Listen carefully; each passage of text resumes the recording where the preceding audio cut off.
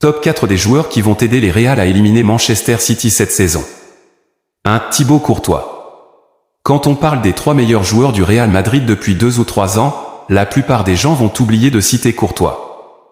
Vous allez tout de suite parler de Benzema, de Vinicius, Modric, Valverde, Militao, etc. Mais la vérité est qu'à chaque fois qu'un de ces joueurs joue un mauvais match, un autre prend le relais à sa place et le Real gagne.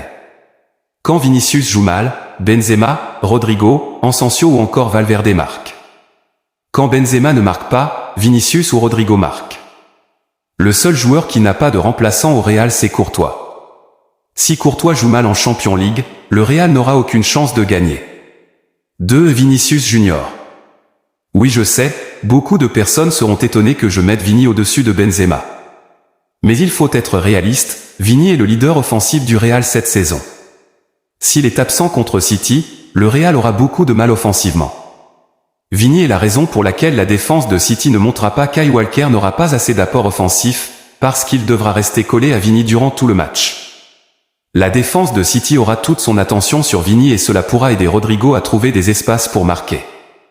En plus, on le sait déjà tous, peu importe comment la défense de Manchester City va surveiller Vinicius, il trouvera toujours le moyen de marquer ou de faire marquer. Cette saison, il est le joueur le plus dangereux des 5 grands championnats d'Europe. Et c'est évident qu'il essayera de le prouver encore une fois face à Walker et City lors de ces 2 confrontations. 3. Benzema. Sans Benzema, Vinicius n'est pas vraiment Vinicius. Et c'est tout à fait normal, on parle là du Ballon d'Or. On ne sait pas à quelle minute Benzema marquera. On ne peut pas dire non plus s'il marquera au match aller ou au match retour, mais nous savons tous qu'il marquera au moins un but durant les 2 confrontations. Il est donc une garantie de but pour le Real. Benzema sera une menace constante pour la défense de City et il n'y a aucun doute qu'il essayera de dépasser Robert Lewandowski au classement des meilleurs buteurs de l'histoire de la C1 lors de ses demi-finales. 4. Rodrigo. On dira tout de Rodrigo. Il n'est pas aussi percutant que Vini, pas aussi efficace que Benzema, mais la réalité est que Rodrigo depuis 2 ans est le joueur qui a sauvé le Real de plus de 4 matchs qui étaient déjà perdus. Buteur contre Chelsea alors que le Real était mené 3-0 en quart de finale retour de la C1 de l'année dernière et éliminé.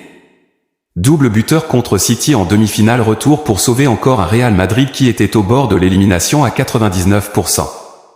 Buteur contre Atlético en quart de finale de Copa del Rey 2023 pour sauver le Real de l'élimination, double buteur du Real en finale de Copa del Rey 2023. Pour ne citer que cela.